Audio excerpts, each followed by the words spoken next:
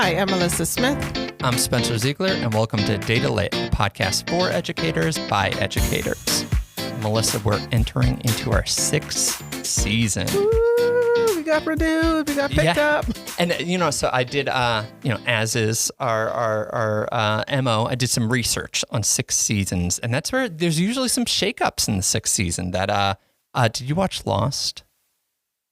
Gosh, that's old. That was when they got stranded by a plane on an island. Yeah. 6th season, they switched over to like a flash sideways, very controversial. They switched up the format a little. Okay. Office, how about The Office? Yes. Yeah, that's when they were like bought out by Sabre.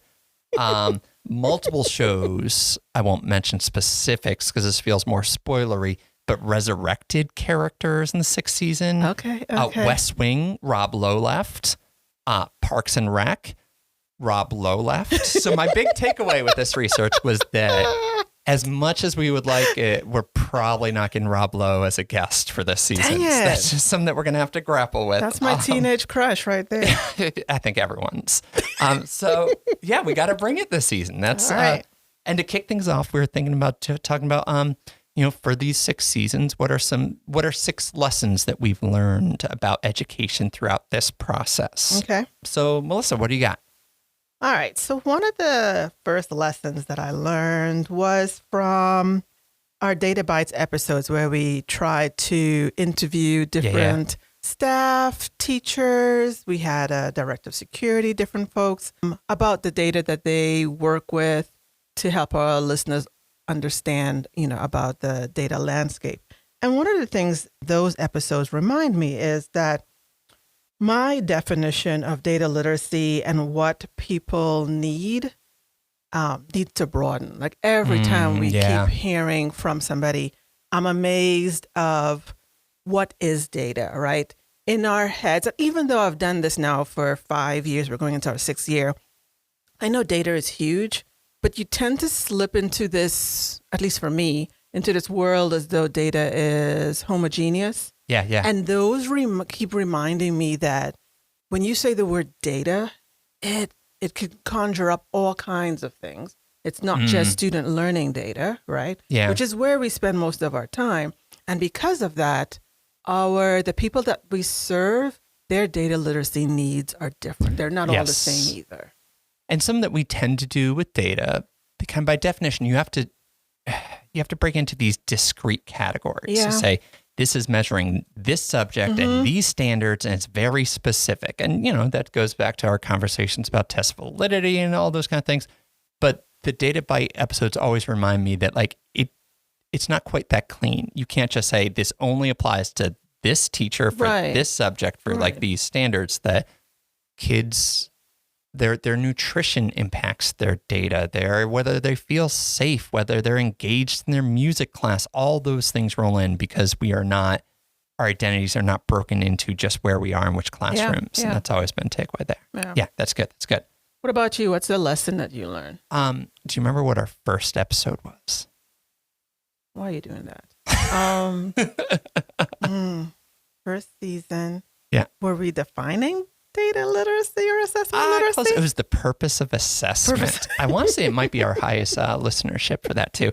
But I'm glad that we had that for the first episode because I feel like it just keeps coming back to that and this keystone and a reminder, all the successive episodes strike me that if you're not nailing the purpose of assessment for a particular assessment that you're talking about, but also for assessment as a whole, then everything else falls apart. It's kind of the, what's the architecture, like a keystone, you know? Yeah. Or we played Jenga that one time thing there. It's that foundation. And that, if you're missing that assessment literacy, then you might kind of affects the input and output. You might not collect the right data because maybe you're implementing an assessment improperly. Like, I know you're doing like lockdown style for something that's a formative assessment or perception data, and that kind of messes with data. Yeah. Or on the output, maybe the data analysis or that applications are going to be off because you're treating maybe like an interim assessment as if it's a summative assessment, and you fail to actually say like, oh, standard X, we should do this differently. You know?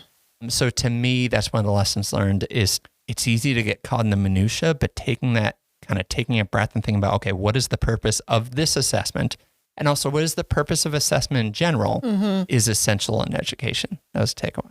And being clear, too, that when something is going to have multiple purposes, you have to kind of switch, right? Because it's always better if an assessment has a singular purpose. But when you want it to do several things, I think that's where things get tricky in terms of being able to measure. Can it measure all of these things? Yeah, and being explicit about, what purpose you're shifting to.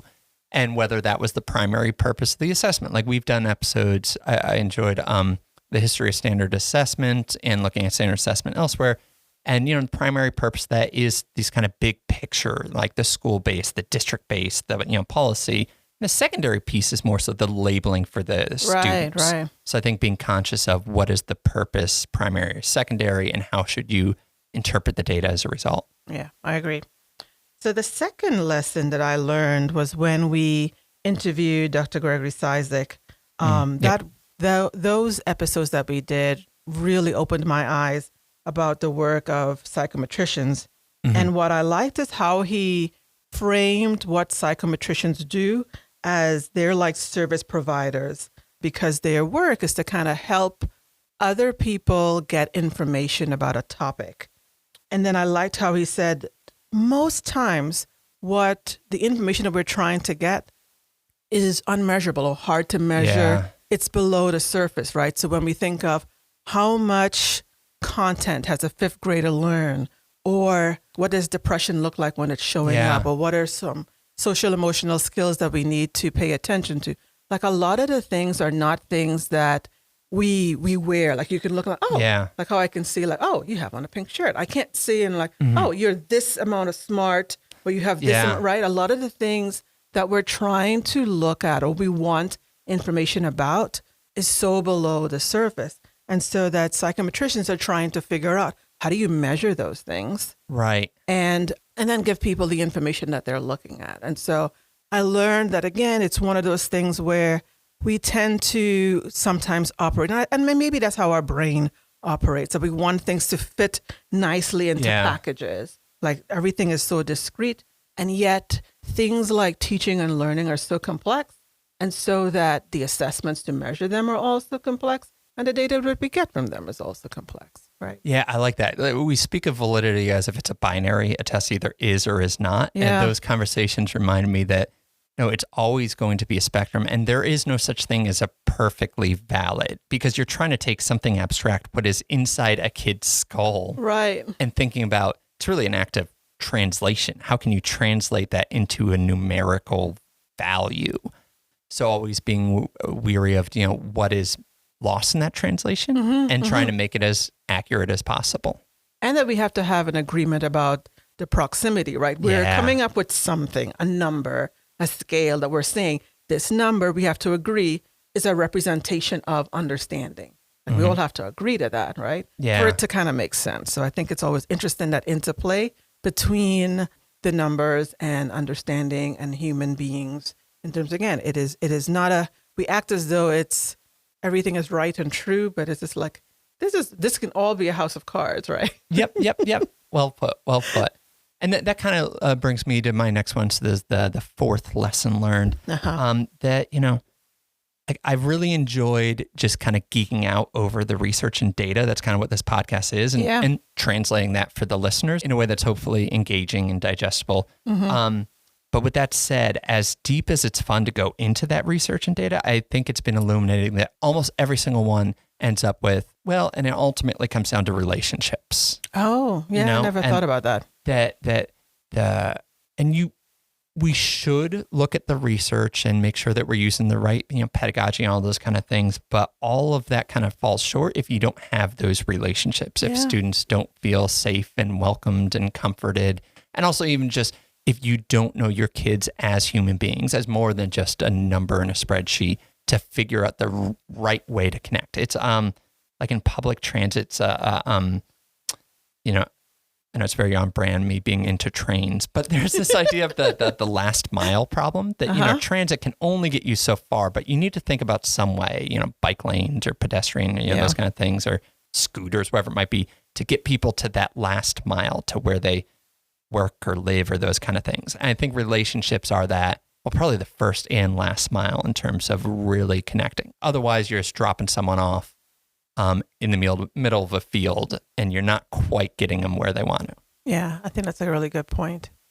So the fifth lesson that I learned was the ones around when I think it was season 5, when we got that guided data literacy from the National Forum on Education Statistics. In that guide, they talked about these 6 components: data quality, metadata, data privacy, data visualization, data governance, and data ethics. And what I learned is that, again, my definition of what data literacy is probably comprised of half of those pillars. Yeah. And since then, I have been trying to figure out, as we say our goal is to improve teachers or educators' data literacy, what should that look like? And how can it pull from all of those areas? Because again, the landscape is vast. Yeah, I like that. And because there are certain elements of those are somewhat evergreen. Yeah. And really the data literacy skills that our ancestors were using 150 years ago with these kind of performance assessments in the one-room schoolhouses is not that different than what we should be. And to be honest, we can be learning from, I think, in some ways, some of that data literacy. But then others, that like data governorship and privacy, and some of those just become so much more complex as data and technology becomes complex. So yeah, I like that. And I mean, so much, like around data privacy, right? Or data governance. A lot of that, you hear that in the news. And in my head, I don't always make the connection between, when they're talking about data privacy on, like, say, TikTok or Facebook. Yeah. I'm not thinking about that in terms of, oh yeah, that also is something I need to think about in my job, working with schools and doing, like, I also need to be like, do those things need to change as well? Even though it's not social media, right? Yeah. And that's what I liked about those definitions, is that it gave me language, I guess, of, hey, you got to keep paying attention to all of these areas, not just like, okay, it's not like a checklist. I did it and I go. Yeah. These are all of the areas that you have to constantly be considering and looking at and refining as we continue to work with data. Yeah. Well put. And what about you? All right. So the last one I had down was just that I'm grateful, and the value in having a place to have a kind of deep dive conversations into intriguing and tricky educational data and research. And it's nice having a structure set aside to kind of do that. One, just to say, I'm grateful for this opportunity, but also to encourage perhaps schools and other departments to have time set aside. Everything's so rushed by definition in many ways. Yeah. But I think there's value in grappling with some of these ideas through conversation and back and forth. And so I hope that's something that can be replicated. Not to say that I want there to be all this competition, and there to be, every single PLC has their own podcast. You don't need 54 podcasts. Yeah, that's just too much. But times within PLCs and school leadership to just kind of sit down and say, like, let's not rush. Let's think this through and go back and forth and challenge each other and challenge some of these ideas. I know you can drop a lot of stuff into just AI and have it spit out a summary for you. But I don't think that's how the brain always works. And there's value in processing and grappling with the ideas yourself. And sense making, right? And AI can't do your sense making for you. Like every individual has to do their own sense making. Yeah. So, and especially, the brain we learn those neural pathways by making connections to prior learning and prior experiences. And you can only really have that through these types of conversations, that individual research that we each do, then we come together and have a conversation on it. Yeah. So I encourage our listeners to find spaces in their own careers and lives to have kind of slow and deep conversations about some of these things. Yeah. So I guess, first of all, thank you to you, Mellisa, for, doing 6 seasons of this with me. 6 seasons, yeah. And to DRA, our department, for allowing us to do so. Yep.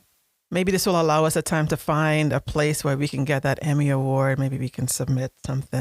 Yeah. I think we need podcasty, or I don't even know what they are. Some hardware for this. We've earned it. Yeah. Thank you to Millbrook High School's Tremont Ponton for the new theme music, which y'all are hearing and should be kicking in any second now. And thank you, of course, for our listeners for making all this happen. We look forward to bringing you some hopefully captivating interviews and conversations about educational data and research this season. Thank you. Bye. Take care.